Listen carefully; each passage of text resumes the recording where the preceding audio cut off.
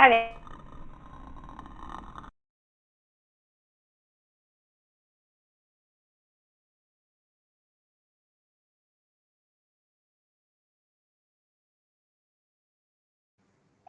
everyone. Hey there.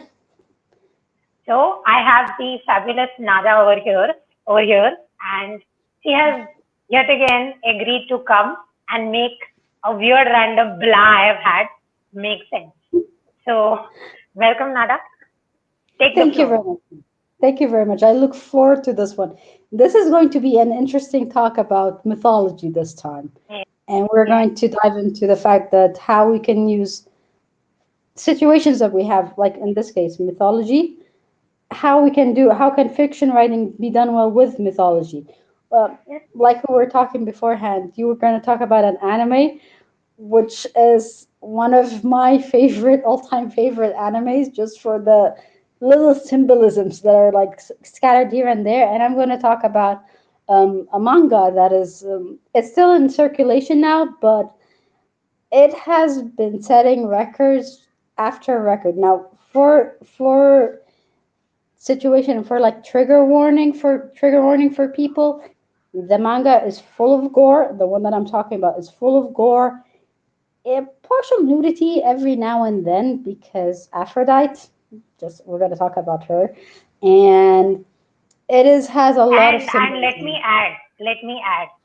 People get naked in real life as well. Like, don't pretend that you were born with clothes.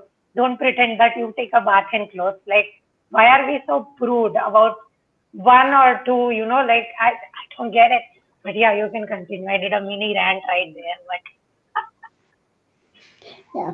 So that is that you're gonna, like I said, there is a lot of things in there, and the symbolism in there that they poke fun on every single mythology.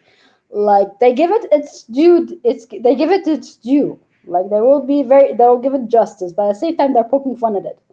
mhm. The manga I'm going to be talking about is called Records of Ragnarok.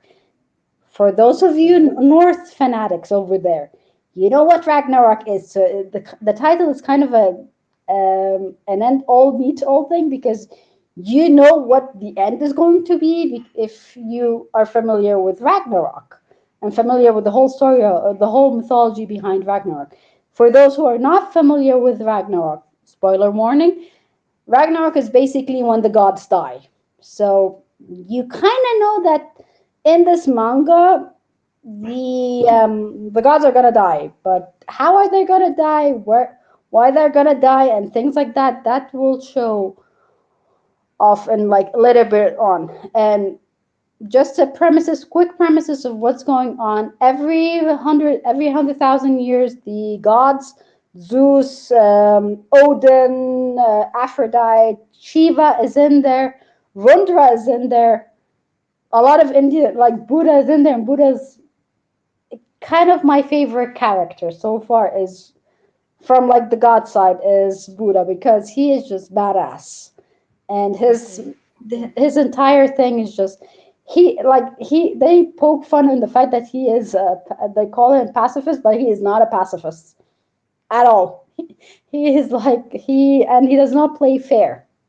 Well, um, that's something we're going to talk about later on, but Yeah. but anyways, they meet up together and they decide that humanity has been really horrible with nature. They have been killing each other for so long. Therefore, we're going to end them.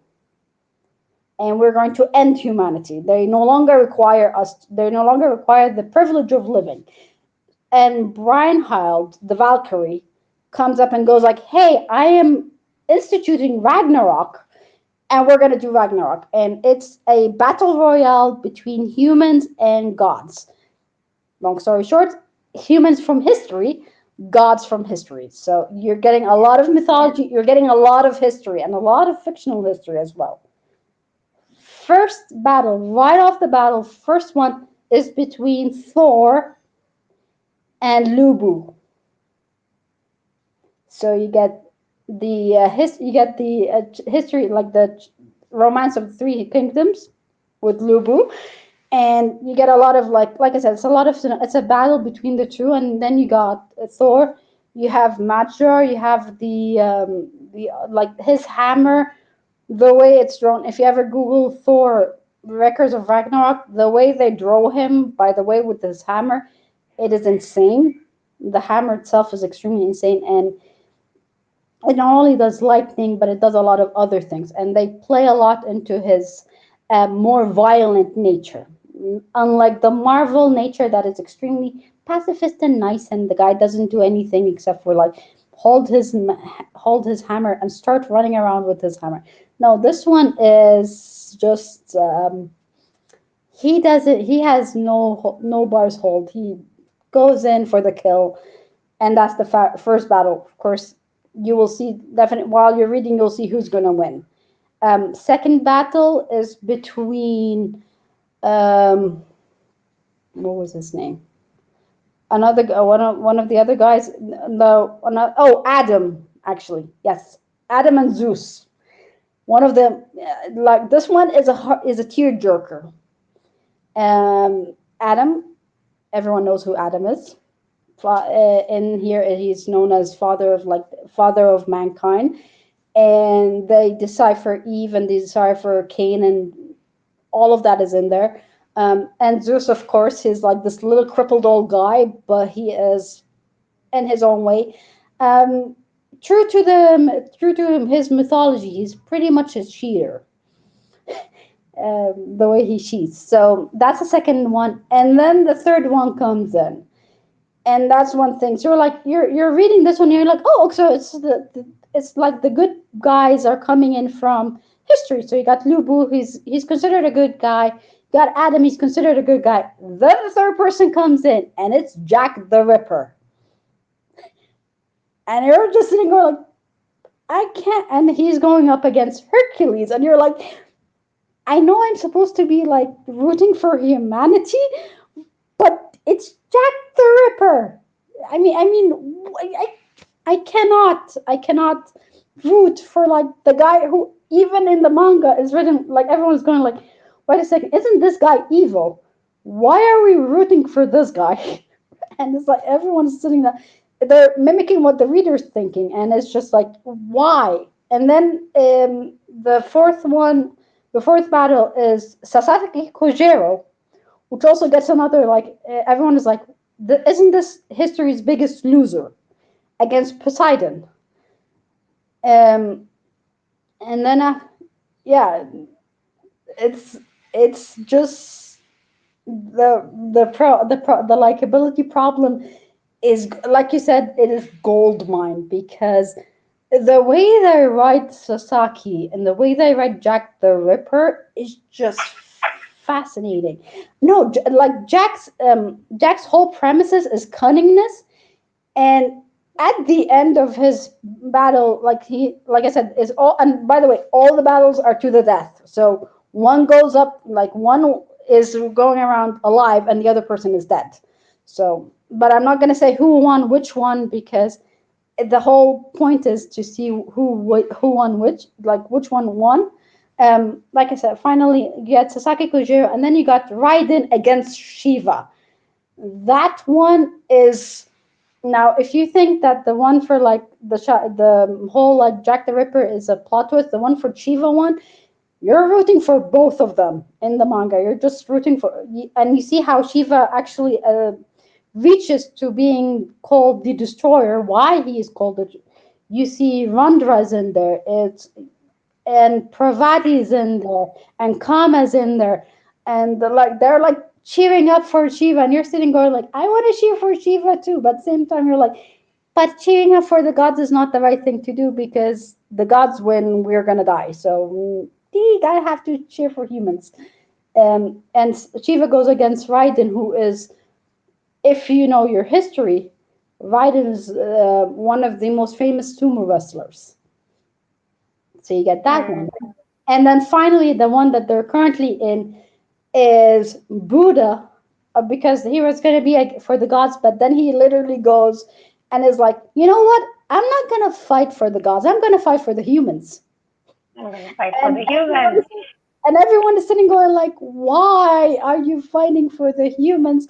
You traitorous. And then a lot of swear words, and well, they do not show the swears, but a lot of words. And then he goes against um, what a lesser known mythology in Japan, which is Zero Fuku. Those who are not familiar with Zero Fuku, Zero Fuku is if you're familiar with the seven lucky gods mythology, in the mythology there is an eighth god, and that's Zero Fuku. But he is not well known. He is extreme. This is why this anime is extremely beautiful. This like manga is extremely beautiful because if you're a true mythological fanatic, you are going to be elated with this manga because you're going to see a lot of references that you're like, oh, I know this person, I know this person. Oh, wait a second, is this person supposed to be from mythology? I did not know this person was supposed to be from mythology. And it's fascinating. Of course, this is like I said, this is one of the many mangas that are there. They're like, they're, and this is the beauty of writing, of having like already ready-made stories and using it to make this twist. Like you already have Ragnarok. Everyone knows what Ragnarok is. A lot of people know like All Father Odin, Buddha, Shiva, Rundra. They know that. They know another one of the few things just because I remember this, and that's why I'm saying the trigger warning in the beginning was symbolism. Jesus makes an appearance, and he is just this chill dude who's just like sitting down and just quiet. And Socrates shows up, and Coyle, the writer of Sherlock Holmes, shows up in this manga as well. There's, like I said, there's a lot of references. How about telling us who doesn't show up? How about what? How about telling us who does not show up? It, that would be very interesting because I like I said, it's still in circulation, and Yeah. like and the circulation, and you have like when you read the list in the beginning of the manga of who's going, of who is in the gods section and who's on the human section, you're reading some names and you're saying going like, wait, what? Like one of the names that is in there, and everyone is like trying to find out who this person is going to fight against, is Anubis from Egyptian mythology. And I'm just like sitting going like, okay, we want to see this person. And you also get Rasputin from the human side, and I'm like, and everyone is like doing like they're like, Poison man. and everyone who's like in the mythology and history fan, they're like, Anubis is gonna fight Rasputin, isn't he? And I'm sitting going like, we already have I think they should play that song. Ra ra ra sing in the manga. Yes, we should play that song. But They should play that song. it's fascinating. Like I said, it's extremely fascinating. Like I said, the manga is extremely fascinating for those who are, and this is, shows you they've made an entirely new story from already existing stories that we already know of, and they've just made this wonderful battle royale thing, and it's beautifully made. And I it's know that entertaining. you have. It's so entertaining, right? It is, and it's just you. It's page turning, and you're like sitting going like, you can't wait until the next week comes in, until the next issue comes in, just to see what other little tidbits they have. The currently with the whole like Buddha fighting, um, Buddha's like they show you the backstory of Buddha and how he attained enlightenment, and you're sitting there like, and they're showing you the difference between him and Zero Fuku. Zero Fuku was all about, I'm going to take out all of your pain and I'm going to put it on myself so that you never feel pain. While Buddha was like, you're hungry, you're pain, Give you're me this. the pain. It's Give like, me the pain. That's exactly. Buddha basically. Buddha's like, you know what? It's okay. Like you got pain. It's okay. You got, and he's like, they show the difference between the two people. While Buddha is like surrounded by people who are malnourished. They're extremely like sickly people, but they're happy people. While Zero Fuku is surrounded by like arrogant, egotistical, rich people who are they reach to a point where because they have no misery and because they have not suffered, they live life without a care in the world, and they're extremely selfish people. And that's like I said, the different morals that are being said in the story, little small morals. Um, Another thing is when they introduce Odin in this one. Odin has the two ravens on his Yeah. shoulder, um, and the ravens are like one of them is extremely polite speaking, and the other one is like will make a sailor blush from the way that Thor just and Loki. yeah. No, Loki is actually on there, and Loki is actually. If you think Loki in the Marvel universe is insane, you have not seen Ragnarok's Loki. Ragnarok's Loki is just insanity hit by like 100 times. Same, I mean, even Norse mythology Loki, he is also spectacular compared to whatever it is that Marvel has created. Like Mhm. this nice, sympathetic, cute, fluffy thing. That's Marvel Loki. The original Loki is like it's he's He, so naughty. He's so conniving. And and every time you see a redemption happen, so yeah, that Loki as a character is from the Norse mythology, like not talking about Marvel. You have so much material there that has not been explored because it has now been exported to a comic, which you can kind of exploit because Loki is already popular thanks to Marvel. So people will at least click your thing once. Like, oh, what is this new interpretation of Loki? Let me check it out. oh, you will love this one because, like I said, he kind of like starts like before the fight of Buddha and Zero Fuku, Loki starts poking Buddha, and he's like, "Well, I've heard that you've done this and you've done that," and Buddha's like, "Do you want to fight?" And Loki's like, "Now I'll wait until we fight in like the I'll wait until we fight in the arena. I'm not gonna fight here." And he just like, and as he turns around, he like throws his little weapon at Buddha, and Buddha's like sitting just with his staff, kind of does a twirl, dodges it, and looks at him and goes like, "This is instigating a fight." And Loki just disappears because all of a sudden you're seeing like the panels that have like this little black thing going on. Is whenever they show dark aura, it's like this little black thing go on, and you see like Odin just standing there, and he's just looking at Loki, and Loki just disappears instantly. And in that point in time, Odin is somebody you don't want to mess with. Yeah.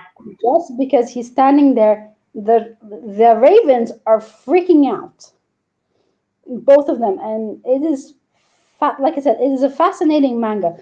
But let's go to the anime then, which is you said you wanted to talk about the anime, which is I'm that is one of my favorite animes. Like I said, Okay. I'm gonna talk about my favorite anime. Yeah. yes. Am I audible? I think there's an internet issue here because there's a No, flipping storm outside. I'm sorry. I can hear you. I can hear you. All right. So I'm talking about this anime that is called Young Saint Man. Okay, and it's not 20, 100,000 episodes long. It's just a 1.5 hour movie. Okay, so you can just watch it and be awe inspired. I'll leave the name here in the banner. It's basically, we all know about all the different gods in the universe, right? And a lot of the world is so extremely focused on fighting in the name of these gods, like, mine is the best one, mine is the best one, mine is. And here you have the premise of this novel, which is Jesus Christ and Gautam Buddha decide to take a vacation and come to Japan to take the vacation, as most foreigners do these days. That's the premise of the novel. And see, this is of the anime. And you might think that they have done some kind of theocratic, political, weird kind of statements and all. They have done none of it. Okay? One of the main things we forget about theology, about God, about deism, about religions is that every God has a message of love and understanding. Okay, their primary focus was to heal humanity from all the shit. Okay, not fight, fight, fight, fight, fight, fight, fight, fight, fight. It was love. So, and care and enjoy the little things in life. That's what Young Saint Man is about. Jesus Christ and Buddha have a budget, okay, where, not so surprisingly, Gautam Buddha is very miserly. He's like, oh, there's a sale on radishes. So let's walk all the way over there to get cheap tissues. But when they reach there, the tissues are sold out. So he's disappointed. But then he sees, Ola, radishes are cheap. Yay, my journey has not been a waste. Then he buys the cheap radishes, walks out, and he notices there were cheaper radishes outside. And he gets depressed. So this is other funny thing. Jesus Christ explains why the whole what is that ceremony called? Baptism. Why the baptism process involves the water, like why it involves you being dipped into water. Allegedly, Christ could not swim in this anime. Okay, so that is why John the Baptist kind of dips him in the water to ensure that he does not have to swim. So that's these little things, and they just go around Japan. They just go around the city in which they live, and they have these fun little experiences. They have these most meta T-shirts. Those T-shirts, oh my god, those T-shirts should have a fandom of its own. Like this funny little messages in Japanese written on the T-shirt. Then Jesus Christ is on a fan website talking to other fans, just like how we speculate about the next Marvel movies. That is what Jesus Christ is also doing online while he's on vacation. Then they eat a birthday cake. Then they go to a shrine for Happy New Year. Aake maste umere do, and they, instead of getting what they want, which is New Year wishes, they are told, oh yeah, you can't do that. Only the priest can do that. Imagine. Gods have gone to a temple and they are like, I want to ring the bell. And the priest is like, no, no, no, you can't do it. Sorry, only priest. So it is so adorable, okay? And it is so real because I do get talking about another TV series here called Devs. Devs is completely based in sci-fi and AI. The director of Ex Machina has made Devs. Okay, and in Devs, they show the past in 2D. Like you can see exact things that happened in the past. And in one of the test clips, they show the crucifixion of Christ. After which a lot of people were burned on crosses all around, like in history. It was gruesome, right? And yet when we look at nativity scenes, they are so fluffy, they are so lovely. None of them are actually describing the really gruesome reality, which is what brought in the need for a savior in the first place.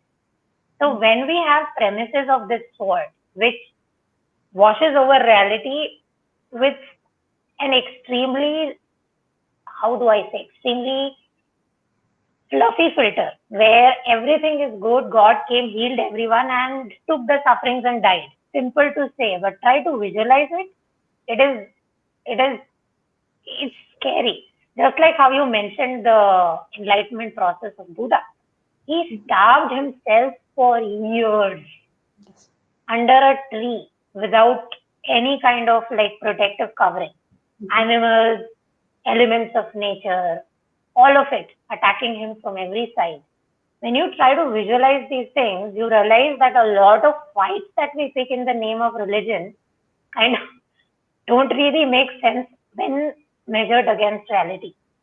right? No. So if you could write a story that brings this into picture, like what young Saint Man did, which is not focus on how they became who they are, but focus on the funny little bits of their life. Because of course, even if they were gods, they walked the earth as man. And if you are a human, you're gonna have human experiences. And they had funny experiences. Like he wanted to swim, but he was scared to swim.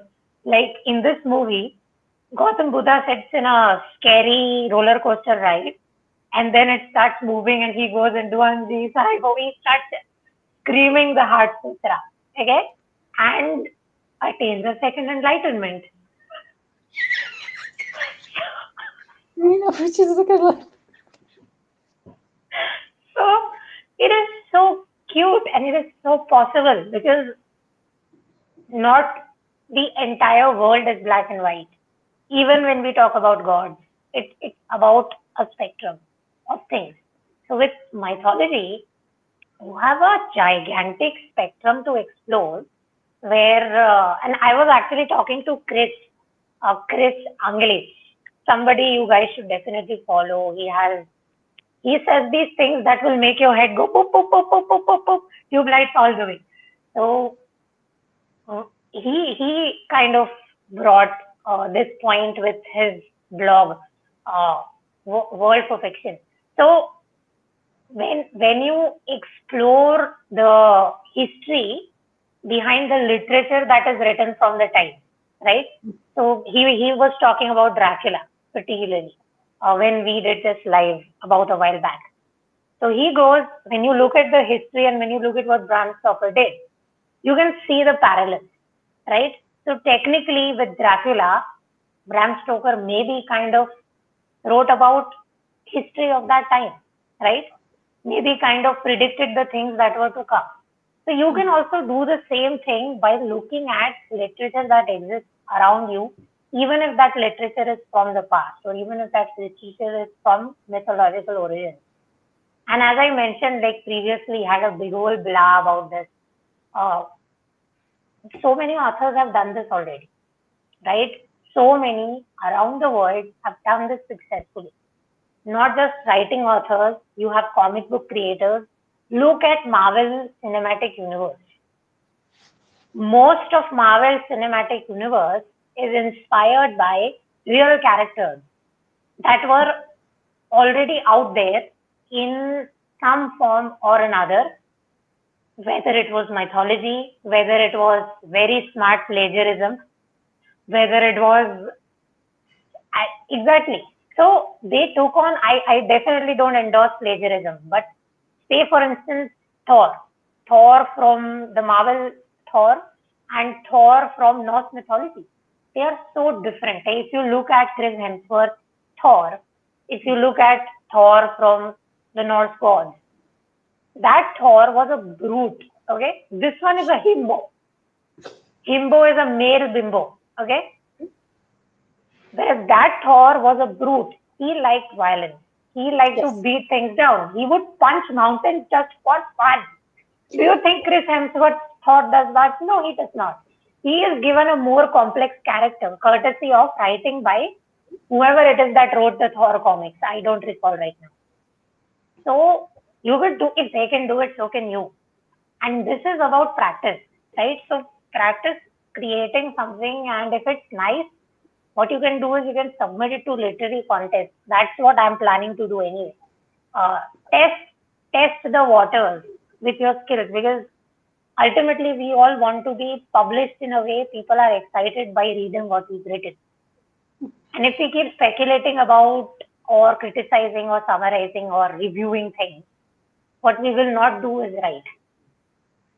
And on the point of writing, Nada has a page on tapas, okay, which mentions, not mentions, which actually publishes her wonderful stories. So you should definitely check out Nada's stories. Nada, could you drop a link in the comments later on for people to follow? Sure, I'll drop the link. Once we finish this one, I'll drop the link into the thing, and I'll put the tapas. I Done. try to update it as much as I can. Hmm. I have, and also one of the other things is I do actually tackle mythology in there, but there's like rules and regulations in this world. So Nada it's has not, created two characters that I love a lot. There's it, Mihru, obviously. There's yeah, I Meroba. love. Both of them have likability problems.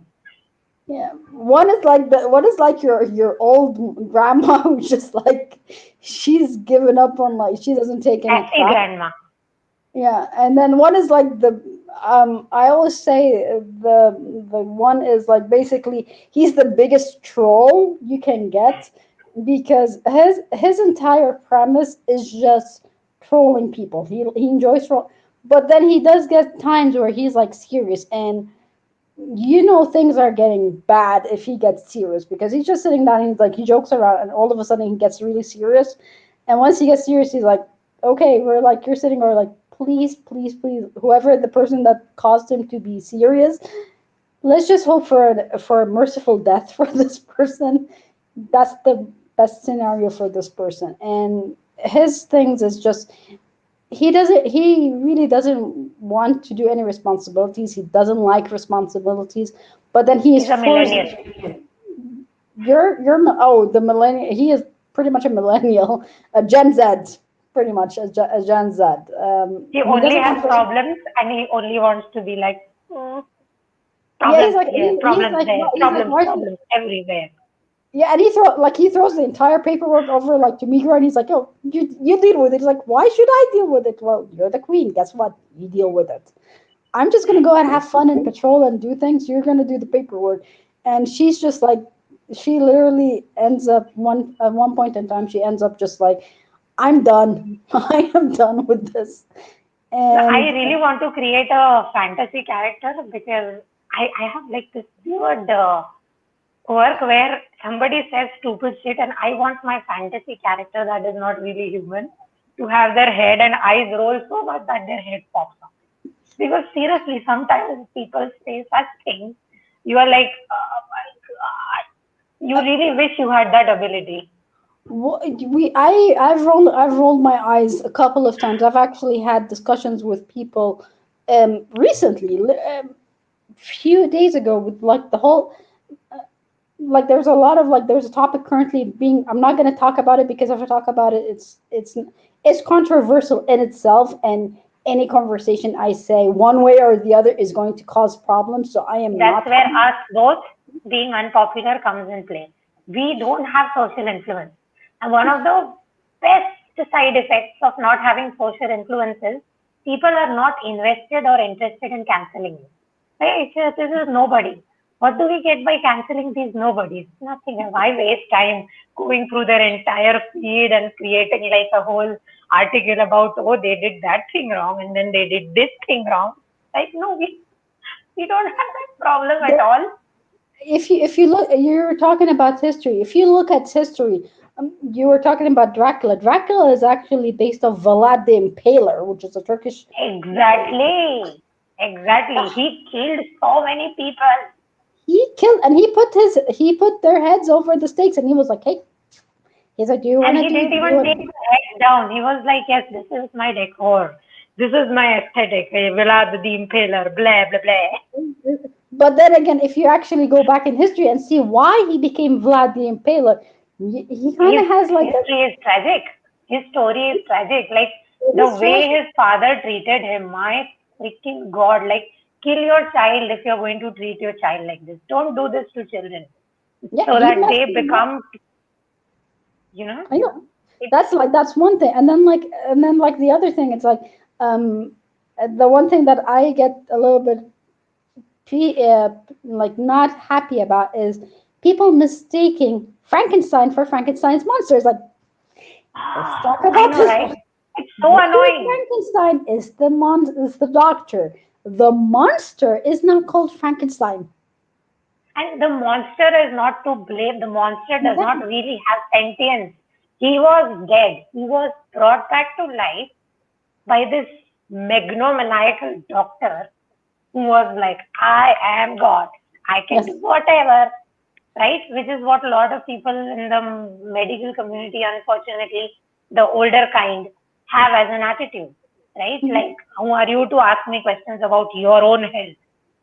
Man, please explain what has happened to me properly. Like, please, we literally have to do this with doctors sometimes. Yeah, So, and if you look back again, we go back again to mythology. Again, it's the same thing. Talking about you were talking about smart plagiarism. If we really look at mythology, you're seeing the same story being told over and over and over again. Like for instances, Epic of Gilgamesh. Uh, I mm, I'm officially like I'm obsessed about Gilgamesh. I absolutely love the epic. It's like one of those epics that just encompasses everything. You want tragedy, there is tragedy. You want gore, there is gore. You want happiness and funny things, there are happiness and funny things.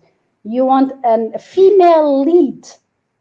One of the Ilma Elishas actually talks about the underworld goddess, and she rules this entire world, like entire underworld, by herself, and is the only character that Gilgamesh actually respects. And he's like, okay, I am going to back off from you because you are not somebody I want to mess with. And that's yeah, Ereshkigal. Yeah, and then and love and lust, and it's everything, encompasses everything. Now the beauty of this one is the Gilgamesh's trip through the ocean, like with Urshanabi, and the river trip to immortality. You get that same story being said again in Egyptian mythology, which is the cause traveling, the soul traveling. And it's the same thing. It's the only difference is between the two large scorpions is two large giants, and at the end of the thing, rather the than meeting. semantics change, but I think the story remains the. I don't think it's plagiarism. Do you think it's plagiarism? I think it is people doing storytelling which is similar because It of is the way the history is similar. it's similar history, and plus the way I see it is oral anecdote being told over and over again and shifted. I think so too because while I was while I still am because I've got all my facts, but my storytelling is so bad. So I'm working on improving that. So I'm working on this thing for Amaterasu. One thing I realized is, oh, this sounds suspiciously familiar. And then I was like, oh shit, this is Ra. This is totally Ra, right? And then I get the details for Ra, then I look up the historical timeline. You can't really say which one did it first because technically both of the stories are happening in the same time, right? Same Yes. with Izanami, Izanagi, and Orpheus and Eurydice, right? Like the wife dies, Eurydice dies, Orpheus goes down to Hades, tells, I want my wife back. Hades is like, do this, don't turn back and look no matter how tempted you are, and walk out of the cave, she'll come back to life, right? Same, Izanami dies while giving birth to the fire god, right? And Izanagi is am I confusing the gender? No, no, I'm not. And Izanagi is like, oh, my wife, I'm gonna get her back. So he goes down to hell to get her back. And meantime, wife has fed in hell, so she can't escape hell no matter what. And she looks like a hell creature now, like somebody with rotted skin and like no longer the deity. So he goes and then he sees her and he's like, oh, ew, what is that? That's not my wife. So Earth is like, wife come out, and wife is like, no. And what were eternal lovers that gave birth to a lot of deities in Japan suddenly become people more salty. Like they became the divorced couple that refused to talk to each other, right? Yes. so, so kind of similar stories, but happening in very different times. I don't think it's plagiarism. I think it is, as you said, it's anecdotal things that are said over and over and over again, and stories that are told to become a lesson to people, like love and respect your wife no matter what, advocate for your spouse, right? Like, see, look, even God did it. You can't do it. So, yeah, I think that's what it is. I have no idea because there's no way to know, right? No, there's, and it also shows you the trade routes. If you really want to think about business wise, the trade routes could, you could tell what the trade routes were from those stories, because there are some stories that are basically copy paste from the other one, and like you said, they're historically Oral wise. storytelling. Oral, that is what Alexandria was, right? People would come to Alexandria on the ports, and you used to have these individuals who were sitting there listening to whatever it is that was said. They would scribe it out, and it would be submitted in Alexandria. Yes. And then all the scholars of the region would come to Alexandria. They would come from far away to Alexandria because Roman Empire was like, hey, this is my property. We do Mhm. whatever. So you have people coming in and reading these stories and going back and going, nobody's gonna know. And you know that Instagram real music, nobody's gonna know. They're gonna know. Nobody's gonna know. Google's gonna, And everyone's gonna know. And it's just, it's fast. and Like I yeah, said, I think it's possible that also happened. it is very possible. Like I said, it is fascinating what's going on with the, like, if you really look at mythology, it is fascinating, fascinating, because it has a lot. One of the other things you were talking about, practicing writing. Hmm. If people want to practice writing, there is like, um, I know not a lot of people are fans of Reddit, but there's a lot of subreddits for writing. There One of are. I'm going to do an article here soon enough showcasing what Reddit subreddits are good for writing because there is this subreddit called destructive writing. Okay, you submit your work there, people tear it to yeah. shreds. Okay, they shred your work to the limit. Okay, and your job as a writer is to not get offended that somebody shred your work. It's like you are getting very honest and very specific feedback what did not work for random troll on Reddit who is Mhm. actually a person, right? Yes. There Yes. is a person behind the troll. So Yes. And there, no, there's this one. And if you're the type of person that wants like happy little love, like love talking, and then the voting is like you cannot get downvoted, you can just get upvoted. There's like an entire subreddit for that. For mm, it's called. romantic stories. Oh no, Then there there is are mostly, there's romantic. No, the ones that I'm mostly subscribed to are like horror stories, because I just want to see how yeah. they So the like. one for love stories is the romance books subreddit.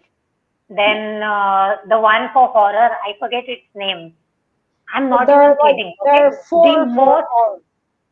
Go There's ahead. four for horror. There's the no sleep one, and that Mm, one is like, if you're a writer, the no sleep subreddit is the hardest you can write in, because it requires you to be realistic, to have it to mhm. be horror, and it Oh, has to be, yeah, it has to be horror. It has to be realistic. The whole point about like powers and superpowers, nah, you have to make it sound really realistic, and you have to be, and you have to write in first person. So if you're the type of person that's used to writing in third person, good luck. you are not allowed. Because, You will be banned by no, some mod. no, it's just because you're sitting going like, how could I write? I'm used to writing he, she. How can I just all of a sudden write I? And then you're like, you have that disconnection. You're like, how can I make it realistic and horror I think without? that's why Beat generation became the Beat generation, right? Because they were writing with I. Like everything the Beat generation came out with, no matter how annoying I find on the road, that is admirable because when you read the story, you know or on some level that okay, this is the story of the writer because it is written in like in surreal first person account.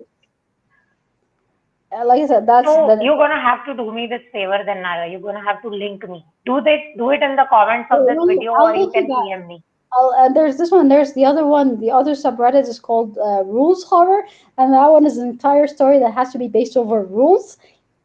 Again, good luck, because this one is in you and I. Like you can write an I and one of the most famous ones in the rules one Two is called, sentence horror. yeah, two sentence horror is actually a good one too. Two sentence horror.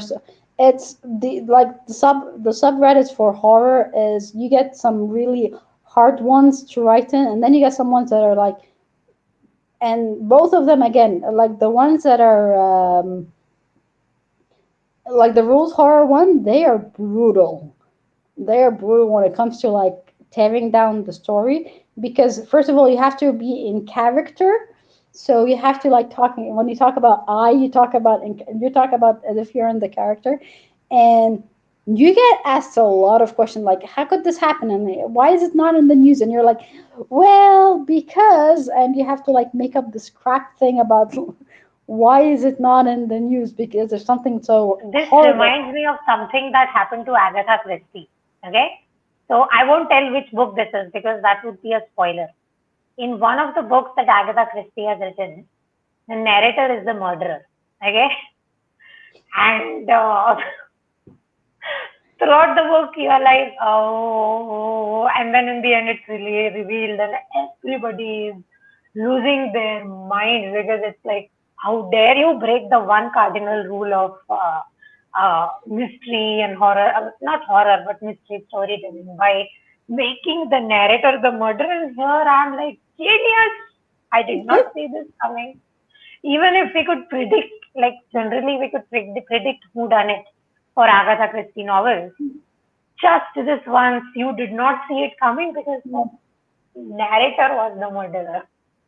And if you So want to, obviously it's brilliant. It's brilliant, and I think these kind of ideas only happen with practice. Like you keep saying the same story with different perspectives, with different voices, maybe different kind of unreliabilities put in the mix.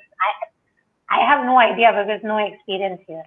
But no, it's another fascinating. person who does a good job about that is Sidney Sheldon with the book called Tell Me Your Dreams. Tell Me Yeah, Your Dreams. I'm not going to spoil it because if I spoil it, it is going to ruin the mm. experience of That's why I reading. didn't say the name of the book because, oh my God, that's so satisfying when you discover this. You're like, I know. I know the book you're talking about, and I'm not going to spoil it, but it is one of my favorite. It is I one know, of my right? favorite. Yeah, because you didn't see the twist coming in, like, and you're like really good. You're like you're putting your Sherlock Holmes on hat on, and you're like, oh, this person is definitely the murderer. And then like once you realize who this is, you're like, wait, what did she do now? Why? Why did you do Yeah. that? That is like I said, Sidney Sheldon's Tell Me Your Dreams.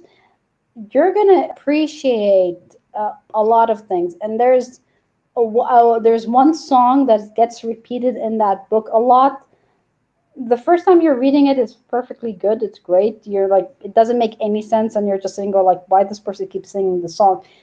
But the second time you read it, once you start hearing that song, you're like, okay, you're like, okay, I kind of now have different feelings about that song, and Yeah.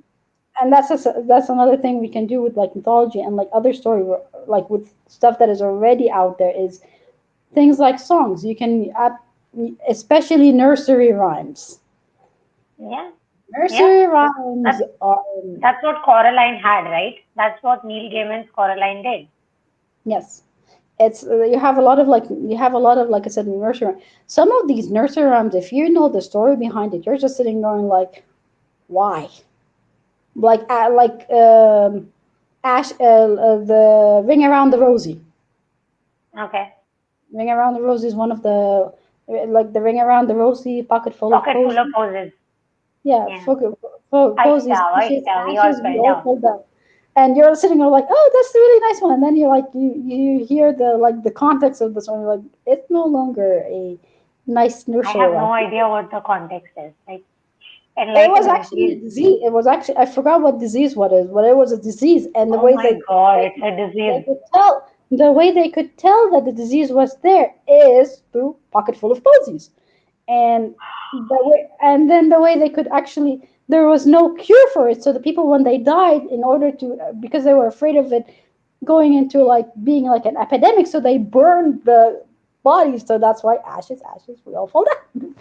Or do you know the Muffet Man? That's another one. The one's like, do you know the Muffet Man? The Muffet, like the I've on their heard it, but I don't know the context behind it at all. that's a serial killer. Okay, you have given me research work now because I'm gonna Yeah, look up all the nursery rhymes and see no, where because does like I this said, thing come a from. lot of the like I said, if I ever find her again, there's this one channel on YouTube that basically takes nursery rhymes and shows you the context. And the way she does her sketches is like she shows this person who's singing the song, the nursery rhyme, really happily, and this other person comes up and she's like, really, you really like that song? And the first person is like, yeah, it's a really nice nursery. Do you know the context? And for by the third sketch, the person is like, the person is singing, and then the moment they saw the other person, they're like, okay, I don't want to hear about it. I do not want to hear about it. I don't want you to ruin this nursery rhyme for me. And then she ruins it for them, and she tells the backstory of some of these ones. Um, like I said, some of them are extremely horrid by nature, and others are like fun. There are some of them that are fun. Some of them, if you actually listen to the lyrics, you're like, how could like lullabies, for instance? There are lullabies that if you listen to the lyrics, you're like, I always have heard lullabies, and I always get a very creepy feeling from them. Like this is somebody luring you to death rather than sleep. That's the exactly. feeling I get from lullabies. There's And no. if you look at the sirens call, the call of the mermaids who are not fluffy, nice, shell wearing big titty gods. They are actually sea creatures that will kill you. Yes. So they have the Jolly Sailor Boy and all of these lullabies. They are things that maids and sirens and Scylla type monsters sing to kind of beckon you to death, and then you go there being like, oh, I must see a nice little girl or nice hot bimbo or whatever, and then boop, they eat you. Yeah. Or the kelpies from the Celtic ones, which are again lovely little horses until you realize that by touching them, you actually get stuck to them and they drown you. The will of the wisp, right? The will of the wisp. When the will of the wisp appears, there Yeah. is a lullaby type sound. And you're gonna follow the will of the wisp, be like, yes, my favorites are about to change because Pixar told me. And you go and then you drown in a marsh. Like I said, some of the you read them and some of them are really really creepy by nature, and some of them are like sitting there like what Little Red Riding Hood. Like Little Red Riding Hood literally has grandma swallowed alive in a wolf stomach. Like wolf is this big. yes. Grandma would be just as big as wolf. How did she fit in there and stay alive? And then when was cut open, came back outside alive. Like that makes Makes no no sense. sense. Makes no And sense. you can make sense of it by coming up with like a very weird, gruesome story, right? You could come up with this one, but I think the reason with Red Riding Hood is because they didn't want it to be very messed up or sad, so they wanted a happy ending. That's why Grandma comes out alive. And Actually, there and are two the versions. In the second version, the story happens as is, but when the wolf is split open, it doesn't end well for the grandma. yeah, and I would prefer that because it makes more sense. See, But then again, staying alive inside a wolf does not sound. does not. And then the other thing is like, which brings me back to no sleep. One of the cardinal rules of no sleep is don't kill the dog. And the reason why I'm saying that is because a lot of the people, because to make it realistic, they start killing the animals. And I'm sitting going, and Yeah. one of the mods basically went and goes like, no killing animals. Try making it a horror without kill. Now there are some of them That that probably happened because of something real. Okay, so on YouTube, there was this channel that would, kind of come up with really amazing prompts, very descriptive horror prompts, right? And people were like, and internet sleuthing, like if you get caught in a sleuthing wave, the sleuths are going to find out everything about you, right? mhm, So this person, whoever it was that was running the channel, had some really gruesome details going. on their storytelling prompts and everything.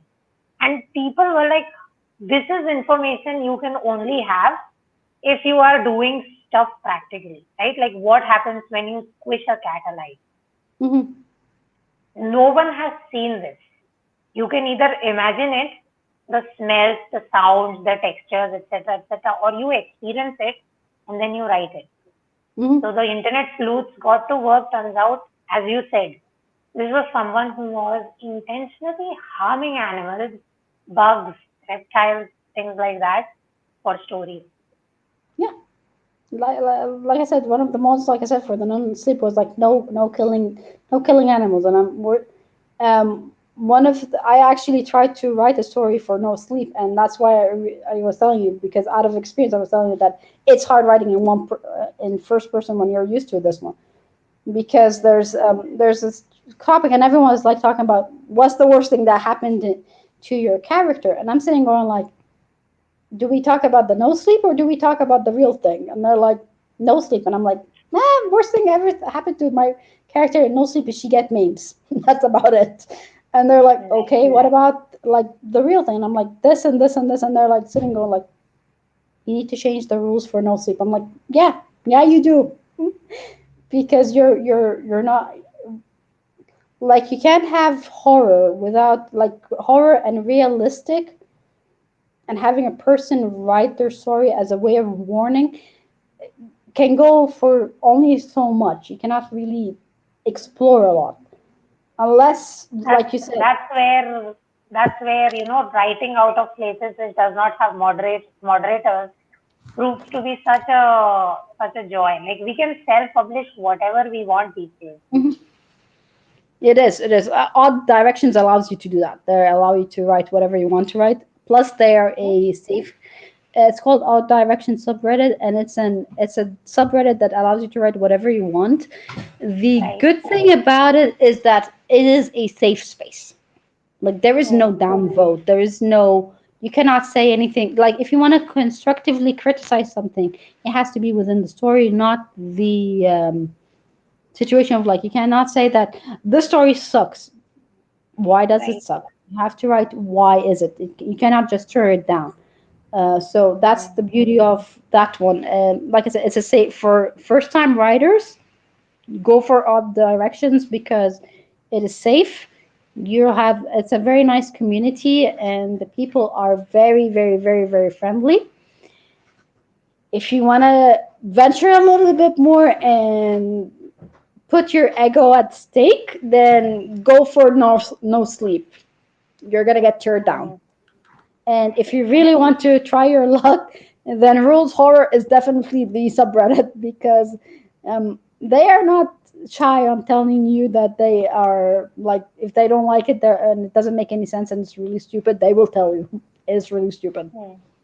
And Hmm. so, and they do not, again, the mods try to be as nice as possible, but they're like, they're like, it's about, I forgot the how many is the communities of, I think about over 1 million, and there's only like 6 moderators. So the mods are Small like, thing. we can't. There's no way we can like handle 1 million or like 1 million plus comments going at the same time, and the bots are not really helpful either. Um, and that's basically like the bots will take out some of the stories, will remove them, and then you have to like if you got your story removed, you can appeal it to the human, and most of the stories are reinstated again by the humans because they haven't. The reason why the bots took them out is because they're too realistic. Was actually one of the cases was actually because it was too realistic, and the bots thought that the person who wrote it was.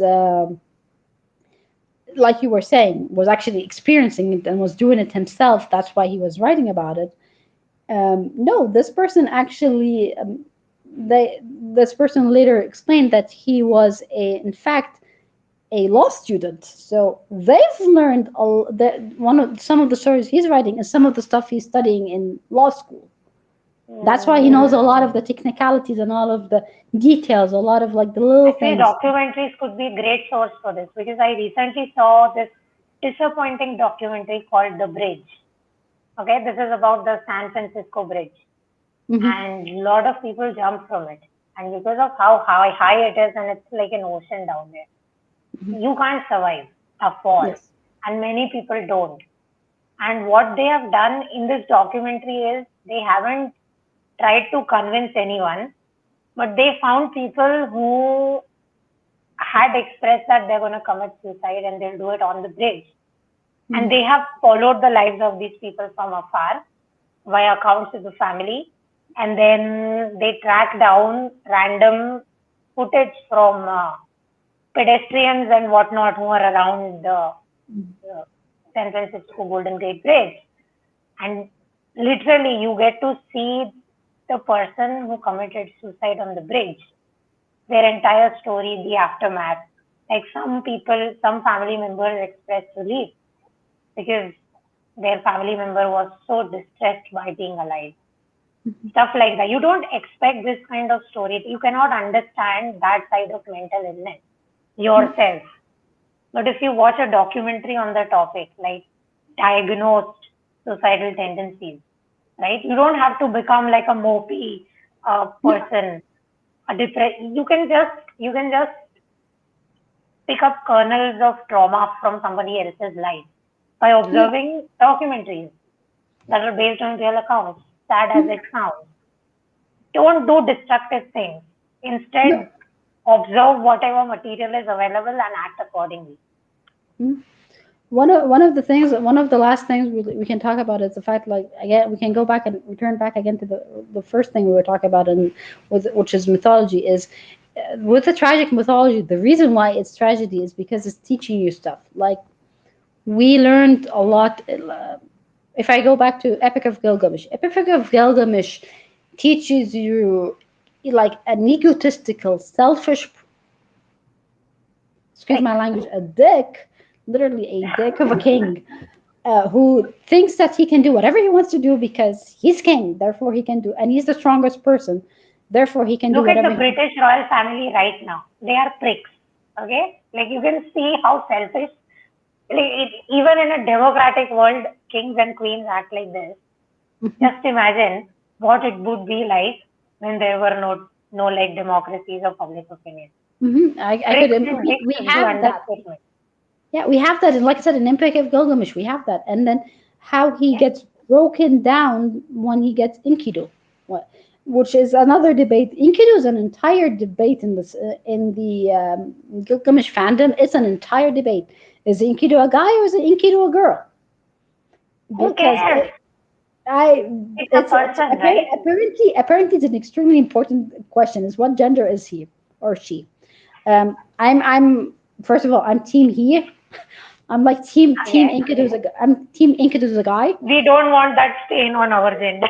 No, we do not want. That No, is it doesn't matter. Like I like. Okay, one last. I'm gonna talk about one last source of material. It's a game called Fate Grand Order. For those of you who are anime fans, or like, they're probably seen like the Fate Grand franchise, the Fate Order or the Fate franchise. Now, Fate Grand Order has Enkidu as binary, not a guy, not a girl, and that kind of like through, like, a lot of the people are like, why are you doing that? But then it actually makes a lot of sense because technically speaking, Enkidu was made out of clay. And the whole point of Enkidu was to be the opposite side of Gilgamesh and to kind of teach Gilgamesh to kind of cool it down, tone it down a little bit. And hey, you're not the strongest person because guess what? There's another person here who's equally as strong as you. Um, yeah. that's one thing. The other thing with Gilgamesh again, Gilgamesh doesn't have a tragic story. Like, does not have a tragic background story to be a prick. Like, he has one of the best moms, like goddesses moms. He has Ninsun. Ninsun is one of the best moms in, like, the deities because she is basically the mother of mothers when it comes to, like, she's like doting mother goddess, and she's like spoiling him rotten. She spoils Yeah. him rotten, and it again. When you don't use the word no with a child, I think that's a disaster recipe. Yeah, it's that she spoils him. She She kind of brings him up to be a king, and then he becomes an extreme, like I said, he becomes a prick. And Enkidu comes in, teaches him to be a little bit more down to earth a little bit. And then after that, you get Ishtar. Mm. Queen Bitch. She is, I'm excusing my language, but she is that. And all she does is she goes into a tantrum because Gilgamesh tells her that he doesn't love her. And she goes into a tantrum. And her tantrum causes Enkidu to die. And Gilgamesh to kind of lose his mind by going through the trip to get immortality and end up learning that he is a demigod. He will die. He is immortal, and in the end, he realizes that Uruk, which he makes with Enkidu, is going to be there forever, and is going to be the top. Now, this is the first iteration of this mythology. As more tablets were discovered, the story starts changing. Hambaga, which is the heaven bull, changes from a heaven bull, literal heaven bull, into, when they discovered the last tablet, was actually a general, a human general who actually marched in and was trying to invade Uruk, and Gilgamesh wiped out his entire army. Mm. And as you start seeing more, like I said, I started seeing more tablets, you start seeing more of the day-to-day life of Babylon. Because when you read the first time, you read the mythology, you're like, how come people are not revolting against this king or going against this king? You start realizing that he was actually, yes, he was a prick. Yes, he was a tyrant. Yes, he was a really, really But he selfish was person. better than the others. But he, as a king, people flourished beneath him. He made sure that the people, and that especially children, he made sure that the children actually had the education they required in order to be Yeah. better citizens, so that in the end they will work back for him. So you get, like, if you want to talk about a quote unquote perfect society, there's an example. The whole trip for the Petra. underworld for, I think yeah, I think for me that is Petra. Perfect society. Petra but was that, right? For a little bit. yes, And then they made things more accepting and boom, they became ruins of Petra. It's sad. exactly. It's It's but it so shows sad. you, it shows you a lot of things. Yeah, it shows you. Another thing that I love about, like I said, mythology is like this, the changing of stories and how it goes. And that's why, if you want to write fiction, and you have a lot of things with mythology, you can do something like Saint Young, the hilarity of Saint Young, of showing like Buddha as a frugal person who just who's ex- Who who does changes extreme coupons? couponing. Yes. He is an extreme couponist, and it is very, very, very remnant of what the deity is. Or, like I said, No, let's let's Ragnarok. let's put it like this. He is an extreme couponist without being a Karen. Yes, he's not. He's not a Karen. He's not. Or, like I said, Exactly. So Letters. you can get all the benefits of being a Karen without being a Karen by being polite. That's what this shows you. Yes, yes, he is very extremely polite and very, and it's like, he even abuses, like the one thing you need to know about Saint Young is when he abuses Jesus with the whole wine thing. It's like, can you do the wine thing again? You're saying, go like, Oh my God, I know, right? I And they know. are laughing at it. Both of them are laughing at it. I'm There's like, like a plastic bottle of water, and they are both poking fun. Okay, it's like, do your wine thing again.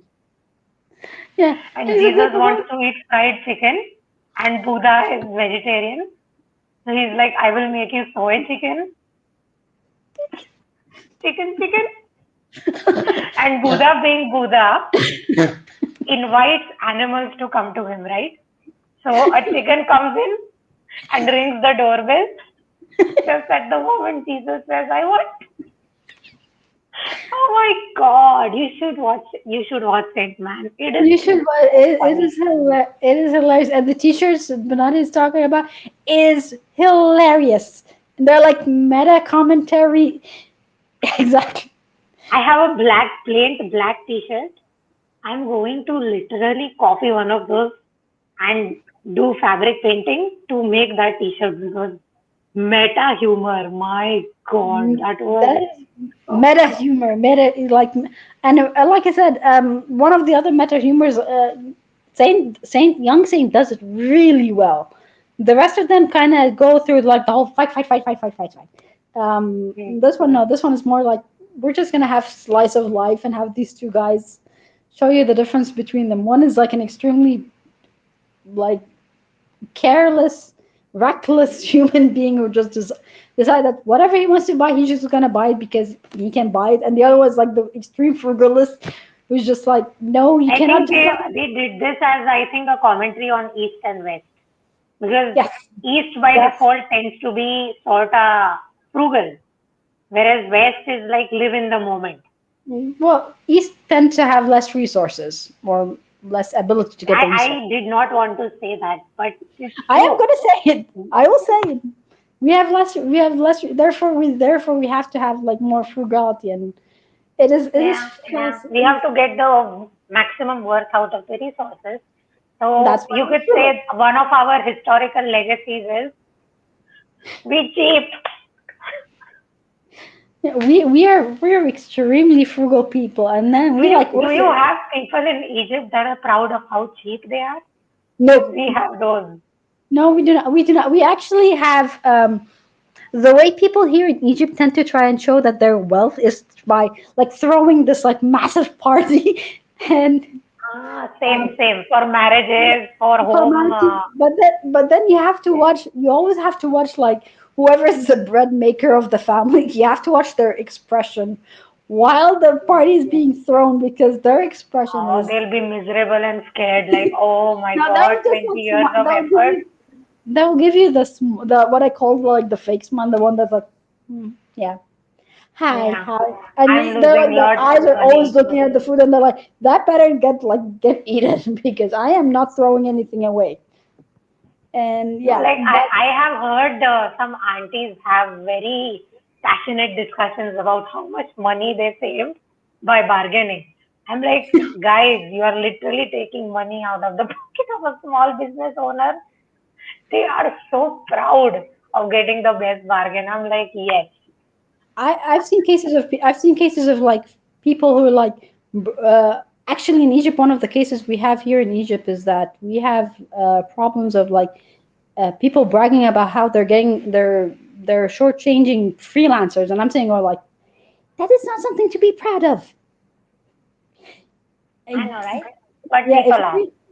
but they are, and they're like, oh, I got this one from this freelancer for free, and I'm like, probably this freelancer is extremely nice. Probably they can't talk, and probably you're in a much There's somebody you can check out. She is called the Fiverr Millionaire. Okay, Alex Fusulo or something is. I don't know how to pronounce her surname, but Alex S. Okay, she is a Fiverr millionaire, and if you look at her output, this lady is writing an average of 2,000 to 2,500 words per hmm hour. You can't even say she's bullshitting because she has shown this live, her working and hmm creating like an article. And you know how less, just look at her Fiverr prices. She has been on Fiverr for years. She is a top rated seller and hmm she sells her services at throwaway prices. The freelancer has upscaled her business to become a millionaire, but her prices has not gone up, right? hmm So we can't really blame people for doing this because freelancers are making it so easy to be taken advantage of. You yes. have somebody who's literally on the top of the food chain, like literally, who is like, yeah, I will do work for minimal rate hmm and people will continue to hire me because yeah, pricing is a very important factor when hmm it comes to people buying products. Yes. So this is very unfortunate fact of every industry. Like, do you want quality? Do you want quantity? Or do you want balance? Most people only want quantity, hmm And they don't care about and the that's quality. where, yep, that's It where is. content mills come in play. Fiverr, Upwork, Contra, all of this, Mhm. and That is these are correct. places where you can get. great employment. I will not deny that at all because I have used Fiverr initially to get some great gigs. But then Mm. from then on, I provided a service that was so good that people started referring me, right? So that has now become my model, business Word, model, like not relying on word of Fiverr. mouth. Word of mouth is how you go. One thing we've learned in marketing, and we've learned it over and over again, is word of mouth trumps everything else. You can Yeah, be the best brand ever, but one negative word of mouth, and that reputation goes down and goes down extremely fast. So you have to always take care like of. the comment section, right? 1,000 positive comments, one negative comment, you gonna hone in right there. Yes, you're toning into that one negative one, and why is this person being negative to me, and why is this person not being positive? Like, look at all of these positive. Well, you're not gonna let everybody. Not everyone is gonna like you. That's just one thing. The same thing again. Again, goes back to like mythology. Not everyone likes the same mythology. I might be a huge, I might be a huge Babylon fan. I might be a huge, like I'm a huge Babylon. I'm a huge Norse fan. Indian mythology, Japanese. Talk about Greek and Roman, and I'm going to sit down and be like, no, we will not talk about this because You love Sierra Nanog. Check out Irish mythology. It's oh, Ternanog, it's beautiful. The fact that way beautiful, they right? write. These stories have levels and depth, and you don't have people pointlessly being like, I will rape you, murder you, kill you, kill. No, that's not happening. No, There is a God, reason behind everything that is happening, which is not Zeus. the case with Greek mythology. Zeus, Poseidon, No, Zeus Athena. basically he's like, oh, I feel he. I like there's one comment, I forgot the guy's name, but he commented this. He goes like, whenever Zeus has an itch, he basically just acts on it. That's Hmm? basically Greek mythology, and he's like he has an itch. He looks around and he goes like, who am I gonna ruin their life this time? Yeah, that one. Poseidon with Medusa, Poseidon with Medusa. And it's just Poseidon plus Athena. yeah, It was like a twofer attack on yeah, both sides. yes, both like talk about being blamed for something that is not your fault and then punished for something that is not your fault, and the person who is responsible for this one does gets away scot free. So I think again this is me being weird. I think this was done intentionally as well because kings, queens at that point in time, people with authority, they could get away with anything, which is Yes, true even to this date, right? yes. Like we know some stories, everybody knows, like Paradise Papers, Panama Papers came out. The Hmm. journalist who discovered it was blown up in Malta. Has anything happened to the people who were named in these papers? No, Literally showcasing you massive amounts of money laundering or all the child pedophiles that were caught in the name of Jeffrey Epstein scandal. Has hmm, anything happened to them? No, no, right? no. Exactly. So I think the reason behind why this mythology seems so gross is because that's what Roman Empire was. Yes, It was yes. so gross. Sorry, I don't mean to offend, but it was like the stories that you read, they were so gross. The things they did to human beings. For the fun of it. And these are victory accounts. These are victory accounts, Nada. So Yes. whatever happened was much, much worse. Because you're not gonna write the the losing side doesn't have the voice No, anymore to write it. no, they do So not just have the. imagine how brutal it would have been. Oh, breaks my heart.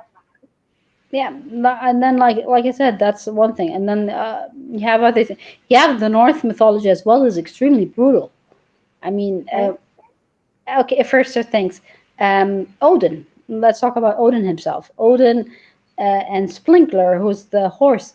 At one point in time, Odin was considered to be the modern Santa Claus, and the reason why his Brings death. The Rudolph the red nose does not get any nicer than the fact if you know that it's actually Splinger, and the reason why it was red is because the blood of the enemies. Basically, that was his Okay, thing. I know, That right? was his thing. Like if you're nice, you get Odin's blessing. If you were bad, worst case scenario, You get, Splinger was going to trample you.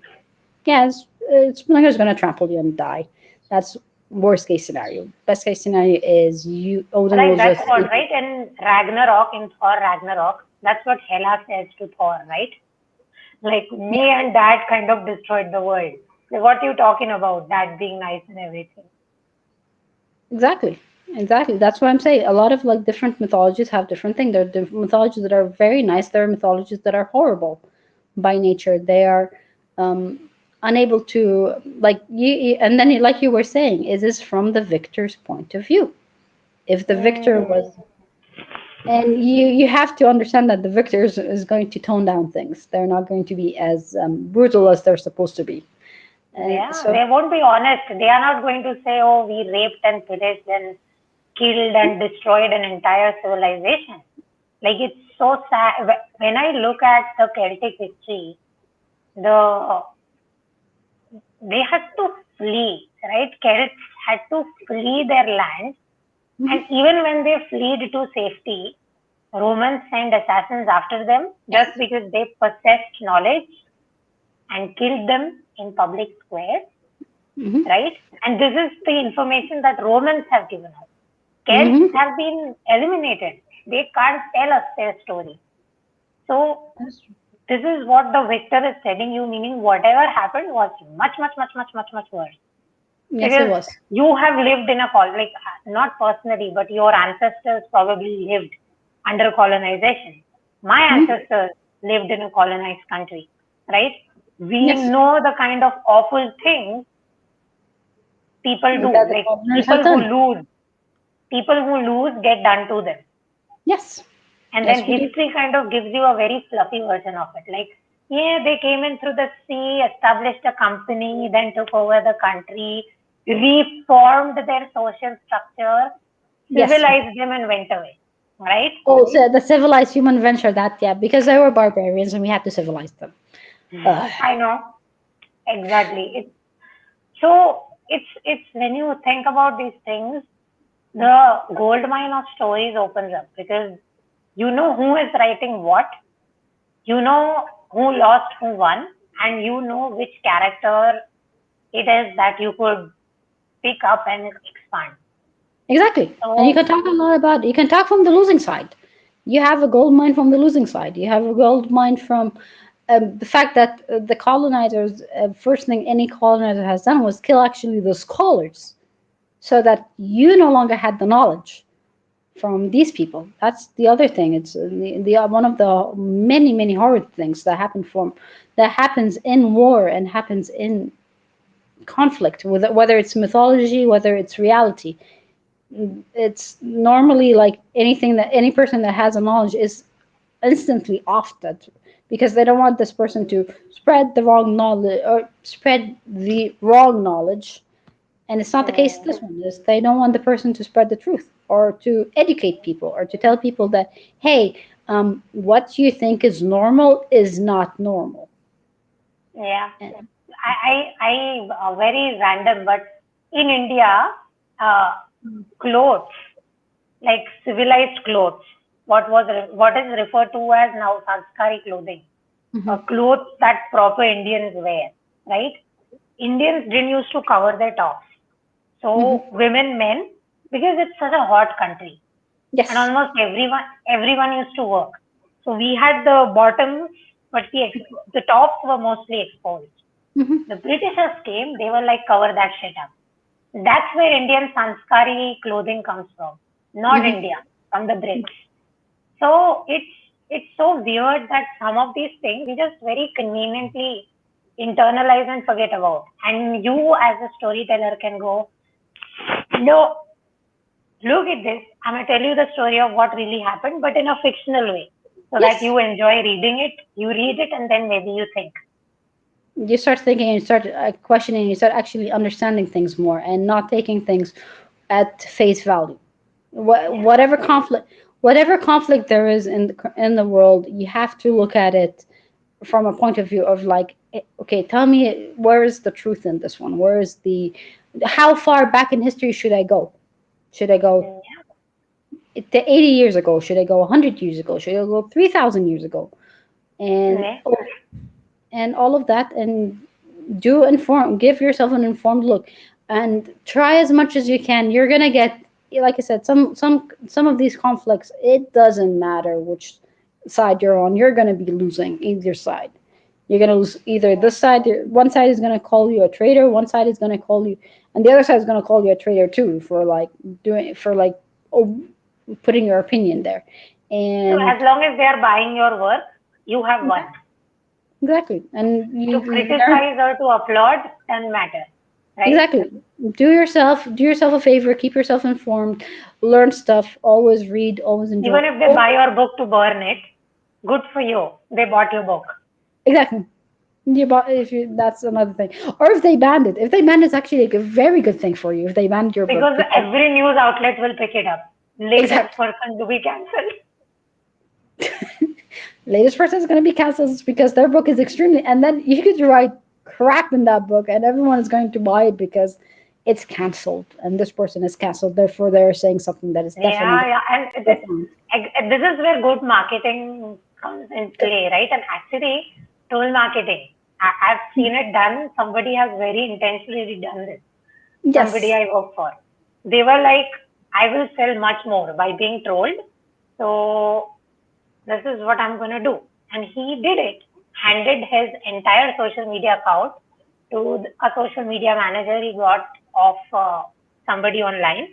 And he is chilling, he's happy. Social media manager is getting abused.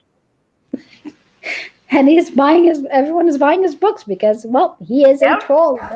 We need to like, we need to read his book and we need to We criticize his need book. to And I'm saying, support no, no, freedom of speech.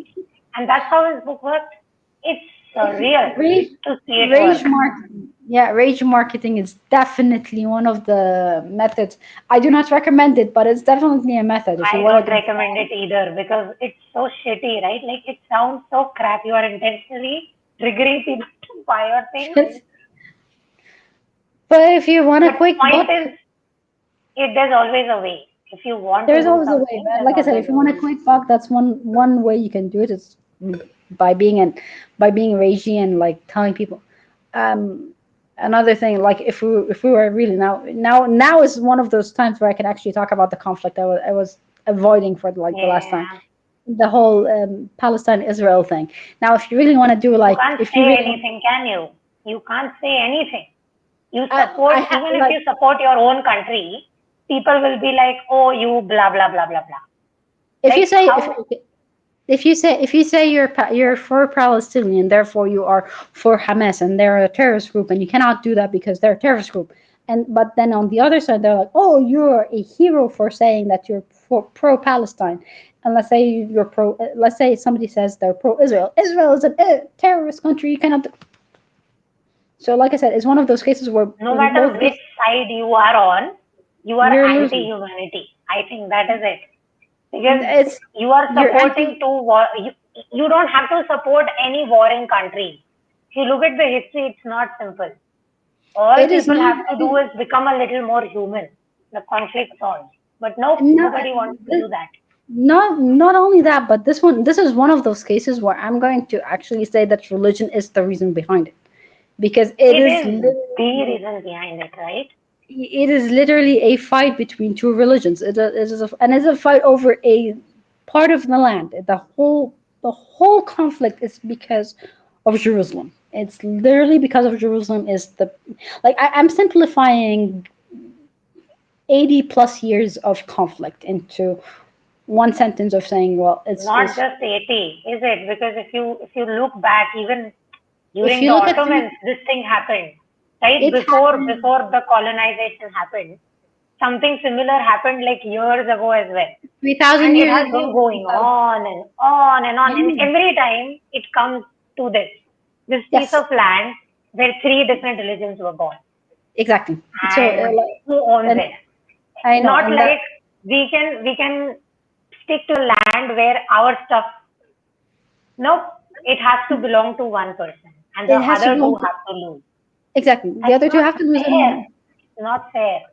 it is like I said. If you look at it, 3,000 years ago, it belonged to the Jews, but then Saladin came in, and then if you see what Saladin did, and then it's like just like the whole thing is just like messed up, and it's So messed and up. and like the real like the thing is it's the thing is Jerusalem is considered the promised land for the Jewish. So they're saying that they belong to the land belongs to them because well this is the promised land, therefore it is their land.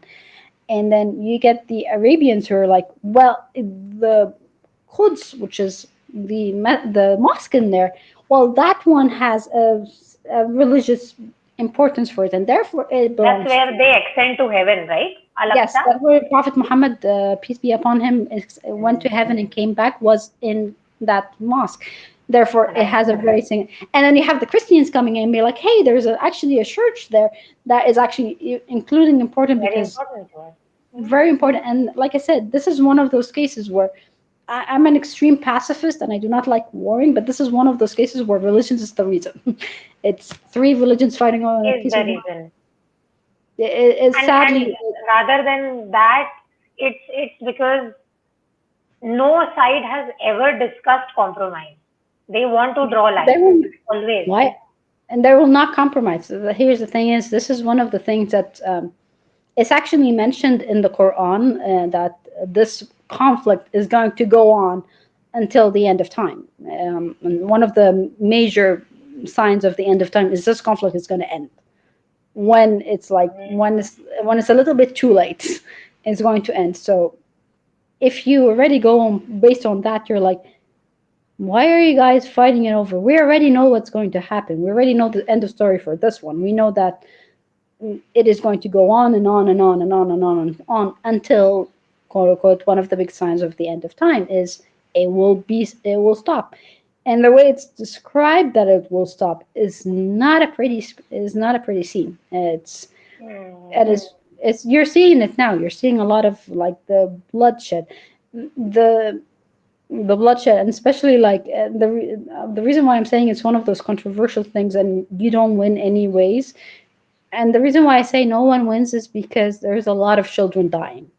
There's a lot of children that are being killed needlessly because of this.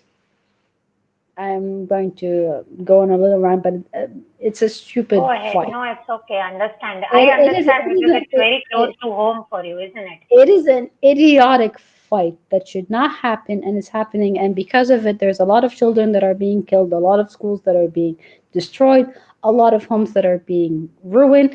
And it's like, it doesn't matter if there's an occupying place, the occupying land is they're kicking people out of their houses. I'm saying, going like, and I'm just sitting there going like, you're doing all of this over a piece of land, over Yeah. a mosque, over a mosque, a temple, and a church, and there's needless amount of murdering. This is murder, Three mega and institutions that have yeah, so many resources, right? Like if you look at the overall resources that all these three individual organized religions have, they have so many resources, but they are so stuck and they are killing so many people, as you're saying, and so many more are they're going to killing, go as and days they're go by. Because what? Political posturing? It's exactly political so thing. It's not shitty. really. I mean, they're using So religion as shitty. yeah, they're using religion as an excuse, and it's not the excuse. I mean, all three religions. If you actually read all three religions, they're very peaceful. They're extremely peaceful religions. They're not. One of the main things, like one of the major things in all three of them, is thou shalt not kill.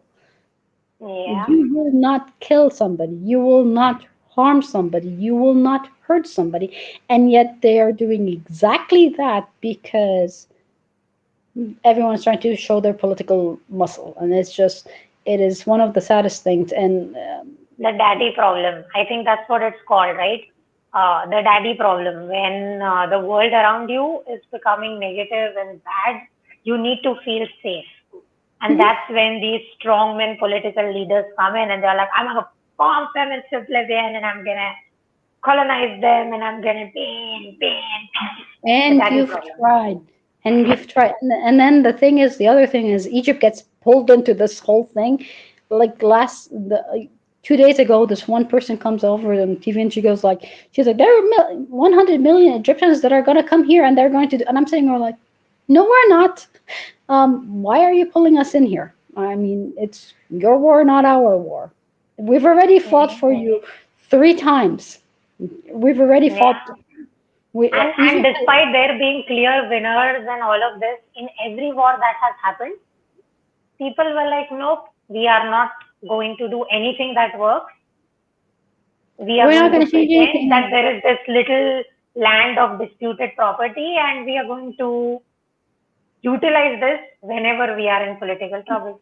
Yes, and it's the same thing. Like I said, three Egypt has been in 3 wars, 3 freaking wars, because of that, because of this conflict, and There's we're there's getting a pulled, and good we're news there is, Nada. There's a global rise of atheism. Globally, atheism is happening so quickly, primarily because young people with access to internet ever since they're born are seeing what is being done, right? And they are like, if this is what I turn into, if I have a faith in my life, I'd rather not have any.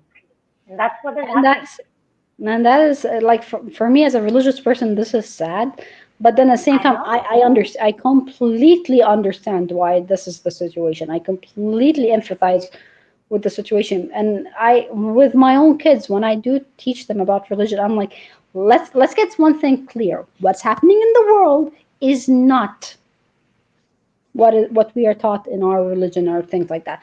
And I make it Yeah. sure that they learn this one, and it becomes a burden on the parents, because you are raised without, like, you were raised that this is a situation, this is what you need to do, this is how you need to feel, this is how bad this conflict is because for 80 plus years you've been taught, as a person, whichever it is, whether you're an Arabian or a Jewish person, you are The other taught person is bad. the other person is the evil person, the other person is the bad person. Yeah. And therefore, Yeah. if you sympathize with the other person, you're a traitor, because you That's so sympathize with sad. the other. And it is sad. Like I said, that's why, like I said, it is one of those things.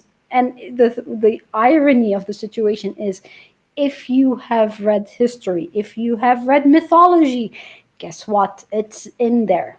This conflict has been in there for a very long time. It's told to us over and over and over.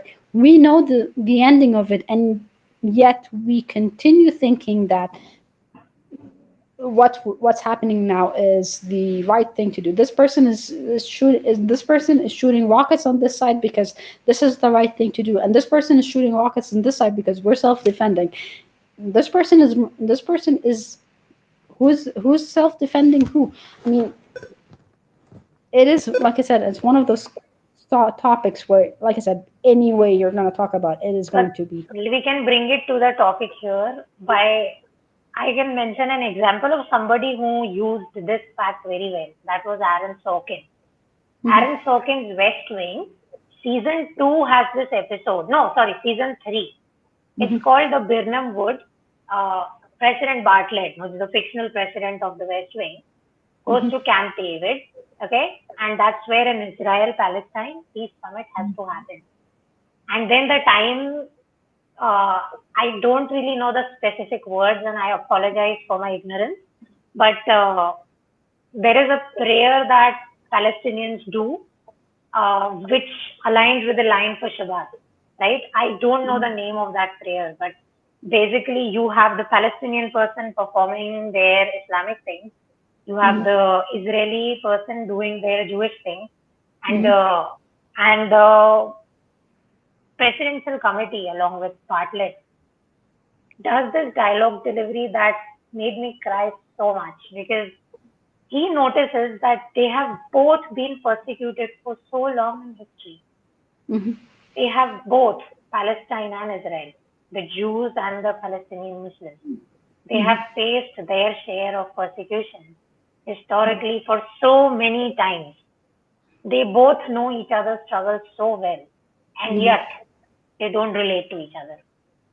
And the way that scene is shot, I'll send you the link. I can't show it here because, that's copyrighted Yes. material, but it's available on YouTube. So I'll link it to you. I have cried so much while watching that scene because it's true, right? They've both been exiled from their promised lands, from their birthlands, right? And they had to wander the desert for years to get their land back. And when it is the other person who has to empathize with that fact, they are like, I have no empathy for you. It's so sad. It is. It is a sad. It is a sad situation, and one of those situations where it's like I said, it's one of those topics that no matter what you do, no matter what you talk about, you're screwed, because it is like I said, as an Arabian, as somebody who is, I'm on the I do understand the Palestinian side. I do understand that side, and I empathize with side, because the way I see it, the way I see it, and the way the media here in Egypt and in the Arab world is shown that Israel is a bully, and they have the manpower, the army power, the weaponry power, and And they the are basic, finance. and the finances, and they can do whatever they want to do. The UN can do nothing about them. The UN does nothing about them, and therefore, within that context, you can tell that Palestine is a little bit of it's in a big disadvantage. Therefore, it is unfair to them. But then at the same time, the way that the Western world is showing it is, they're showing that there's this group of people that's constantly shooting rockets toward Israel, and therefore it is a bad thing because Israel is defending itself. But how could you defend yourself when you have the power and the manpower and the Political weaponry power? posturing. It That's is it it. is hard. It is extreme. Like I We've said, it's seen one this of as an Indian. I can see this as clear as day because anytime we have political conflicts growing, the India Pakistan thing comes back in limelight. Every time every time. I have seen this without fail, it happens like clockwork.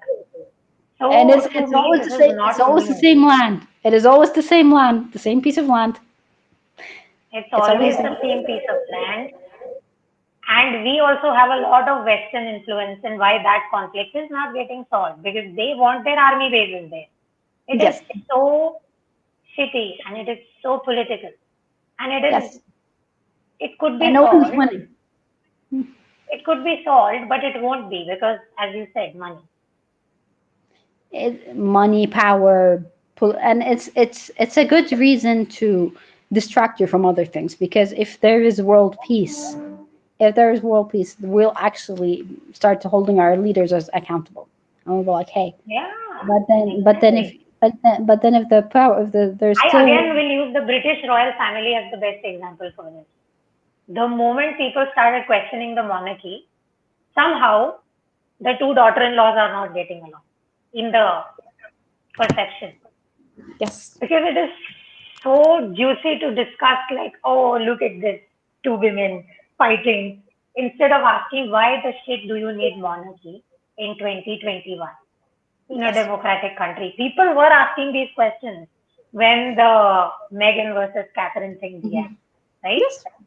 So it is so easy to see what this is, and people make it doubly easier by not really, and you as a writer, you can sit here being like, I will write something, taking inspiration from history that is being made. Yes. You can do that. You can totally do that. You can do a satire.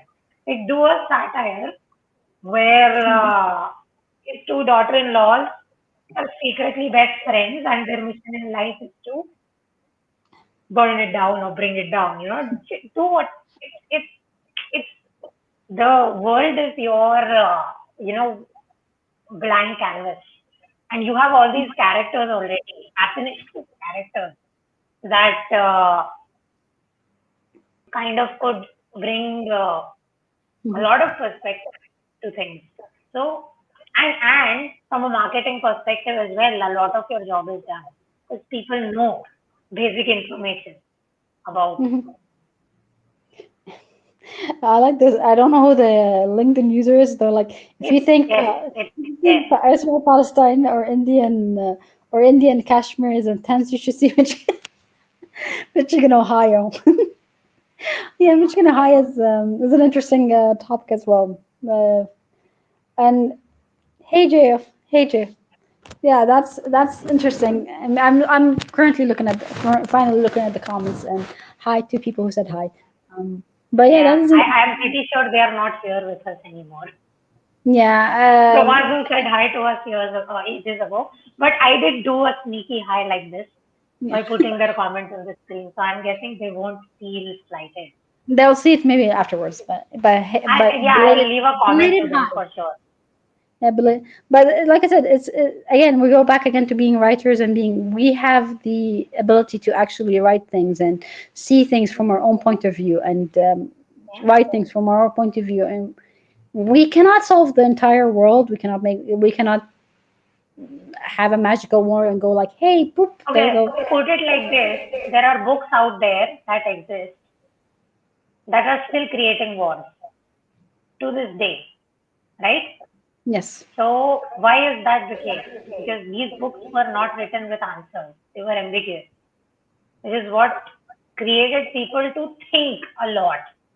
Use that as inspiration, not that you want your book to create war, but that they did the type of storytelling which literally inspired people into an ideology, right?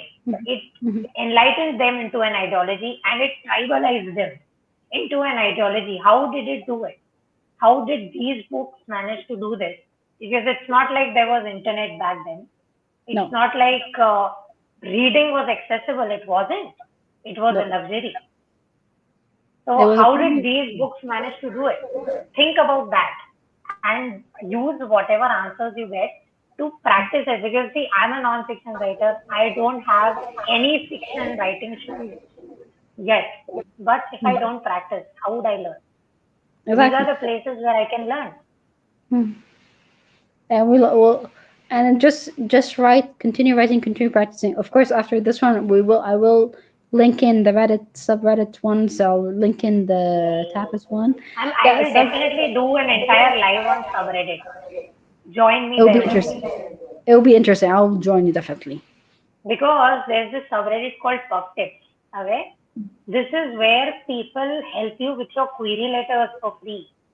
They will read your query submission and they'll be like, oh, you have not explained this, you need to add this. This is the subreddit from where I managed to get my query letter done properly, which cost me a book agent and a book That'll be agent very. that I actually wanted. Mhm. So literally got a book agent thanks to Reddit. I'll definitely do a live on Reddit because it is community engagement, specific Mhm. communities which where people know what topic is allowed to be discussed and talked about. So you Mhm. will get very specific help, It'll be right? very interesting. I will help our fellow writers to write even more and enjoy the journey of writing because it is one Right. heck of a journey. Mhm. So, is there anything else you'd like to add? There's nothing else I would like. I can go on and on and on and on, but there's nothing else I could add. We'll Luckily be for more than. you, I have LinkedIn Live whenever you want. I know. I tried doing the LinkedIn Live, but I was not good. I was not granted to LinkedIn Live. Oh well. You should get one. Dude, you are so interesting. It's interesting because they require you to do a lot of videos before you do. Dude, Oh, this is an advice for you people who can want to do submit the links LinkedIn. to you can submit the links to the live you have done with me. You have done two with me, and you've done one with somebody else as well, right? I forget his name. Uh, but Oh I yeah, have with connected with him. Andrew. I think Andrew was his name. Yeah, I've seen you live with somebody else as well. So you have Hmm. three LinkedIn live videos where you have shown your face. Get the Hmm. links to these lives, submit it in your form. You will get approved within a week because I your hope so. lives are on LinkedIn. I look I look forward to this one, and I look forward to being together like again on doing live ones and doing like Q&As and doing things like that. It'll be a lot of fun, and we Yeah. can enjoy this together and talk more about. Yeah, I talk So more about I'm different planning to do animes. that. big heart. I think I failed at making that hard thing. Nice. I do not do how to do the hard thing. That's I why I can't. always go I like like. this. I go like a little bit with my fingers and just do the heart with my fingers. Yeah, yeah, Yeah. yeah. But it will be like I said, we can do a lot. We can do a lot of things, and it'll be a lot of fun. And we can talk. As a parent of two, I can tell you a lot about parenting, a lot about. As a parent of zero and planning to keep it that way, I will listen. It is. Uh, Parenting has a joy of its own if you have the patience of a saint. Don't. Because You know if you what do my not have favorite word is, Nada? You know what my yes, favorite word is? is Yeet. I like to yeet things into walls. I know. My favorite thing is just going like I'm like my favorite word is young lady, and that's what I tell to my kid a Ah, lot. To my kid. My kid is like those of you who have your parents are still alive. You know when we call you by your full name, what does that mean? And yeah. I no longer do the full name. I do the young lady call. I'll So be they like, know they are in trouble. oh, that once I go like young lady, and she goes like, what did I do wrong? What did I do wrong, mom? Yes, yes. Because I no longer use the full name. Full name, I'm like, nah, it's too long. We're just using young lady, and we can do. And then I get again parenting again. Also, mythology teaches you about parenting, about how not to parent people, That's how not to be a bad parent. Like, I mean, I think you can have a lot, especially Norse mythology, a lot of how you even should. Hindu mythology, like God is meditating, kid is playing around, God gets irritated and beheads his son. The beheaded son goes to his mom crying. I don't know from where. Mom goes, gets angry at husband, going, hey, what the hell? And husband puts the head of an elephant on his kid's head. Oh yeah, that one. I know the one you're talking about. Oh yeah, I forgot. Yes, I real forgot. mythology. Yeah, I know the It's one. Shiva. Shiva and his son Ganesh. Yeah, that is interesting. She actually does make an appearance in Fate Grand Order, and she does have a head of an elephant, which is hilarious. Yeah, Yeah. and he has two wives. Like the first one did the sati thing, burnt on fire, and he got mad, right? So there's like you guys firstly need couples counseling, Mhm. and secondly you guys need parental guidance. You need to learn how to be parent. If you really need to learn about how not to be a parent, read mythology. You'll learn how to not be a parent. Yeah, yeah, yeah. This is That, amazing. This that was is. amazing for real. Last time as well, we went on for 2 hours. This time as well, We we have were to. chatting before we went live. It's because it's a lot of time. Time flies. Time flies when it's fun, and we are talking about something that is very long and and you can talk about it for hours and hours and hours. Yeah, and People like I have said, been doing these 12-hour live streams and 24-hour live streams on LinkedIn. And I'm like, I can do it, no. but do I want to? No. I tried it once. I tried it. Within 4 hours, I was like, this is not worth my time. I'm sorry. I am not. I'm not gonna use 4 hours. I'm not gonna use like 24 hours stream, but unless I have my kids on with me, then that'll be probably entertaining in its own little way of watching. Yeah, a kid coming in with like a dog. I No, had like a friend on one of these lives, like and she was teaching us how to write fiction, and her kid is while the video is going on behind her mom, the kid is doing this, just a hand, just a leg, and my friend is getting annoyed because she can see it on the screen, but she has and to be he very is doing professional. this from the side, go away, but the kid is She has to be and I was professional while trying she's. not to laugh. I know, and she has I'm to be trying very not to laugh, professional. but then I cracked. I was like, I'm sorry, no. This is so funny. No, like I said, they have to. We have to, as working moms, we have to be very professional, even while our kids are driving insane. And you're like, okay, calm down, calm down. And you're like smiling, and then the look in your eye is just the telling. Is like because I don't care what parent does not do the following look, and you just go like this, like that look. I don't care what parent it is. That look is universal. It is the you better get out of here right now, or else there's something. I Or have else done this once look I once when my cousin was eating my headphones. Like these are expensive Apple headphones, and this one is going, and I was like, go away do not right dare, now. or else I'm gonna close the stream. I'm gonna close the thing, He and I'm didn't just go gonna. away. I had to go away because I was like, oh, I must scream at a kid. That's not fair. So I was like, Yeah. so yeah, it happened to me. Not my great cousin.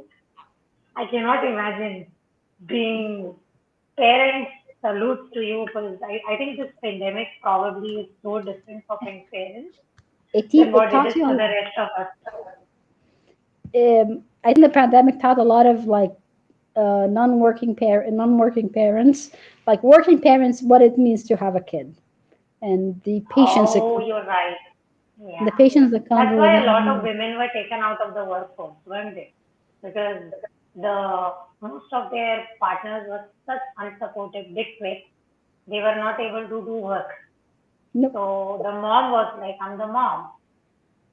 My I career is get to done. do this one. I have to juggle the school and my work and the house and making sure that everything goes well and making sure that everything goes.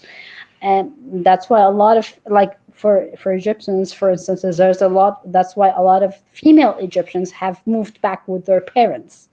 Is because like they got the kids and they're like, hey, hi, I'm here with the parents again. Hello, and it's because yeah, your parents are basically there to like here have the kids for a little bit so I can calm down, I can enjoy myself, I can do work, but the kids are with you and you're 100% sure that since the kids are with your parents they're going to get raised well, they're going to get spoiled, but they're going to get spoiled in a not an They're extreme going to way. get sad. And They're going to get sad for sure. yeah, and they're not going to get sad and at the same time uh, like from a financial point of view, it's free, literally free daycare. Yeah, you don't have to splurge for babysitting. Exactly. Your parents kind of take the job for this one. And you're like, hey, they're just, hi, love They're you, the and apples then of your eyes. Take care of your apples. take care of the kids until I'm just gonna go for like 2 3 hours, just gonna do something here and just take care of the kids. Please, hi, love you, absolutely love you guys. Yeah. And yeah, but that's kind of thing with like a lot of Egyptian females. They literally take their kids and they go back to the parents. In You know, India, actually, a lot of couples live with the parents. Okay, so most women, many times, not in big cities because real estate in big cities is like, oh, it's a big deal. But in tier two, tier three cities, you'll hmm have the parents of the man of the house hmm living with the couple. So kids can be left safely with members of the house all the time. It's hmm like a very neat social system that they have over there. I don't know what can be said about privacy because we parents I don't think they believe in privacy, but childcare definitely handled all the time because most people cohabit with their parents and not out of necessity. It's like it's the norm. It is seen as your son does not live with you. This is how people talk about that sometimes. But thankfully, it has been changing. We're getting there, but like I said, is the norm here. Here is for Egyptian females. It's the norm to go back to your family's house if you are a divorcee or if you do not have like, you're not supposed to live by yourself unless you're married. You know, for your parenting discussion, I'm gonna link you to rather than me because I will just be here sitting like, oh, I can, based on this one person I babysat once, this is what I can do. But Mel and Kiara. These are both baby wearing experts. Baby wearing, male is a baby wearing and child wearing expert, and Kiara is a trainer. So these are people who deal with this every day, like training Western moms how to take care of their babies. So you can, because they invited me on to talk about the cultural practices we have in India and Asia with regards to when a baby is born. And over here, people really take care of new moms and new babies. And Chiara said that was the case in Italy, but that changed. And it was a very fascinating conversation there. So, No, yeah, the Egypt. parenting discussion, you should have it with them as well because they were so amazing. So, such a wonderful East West discussion there. It was. It was.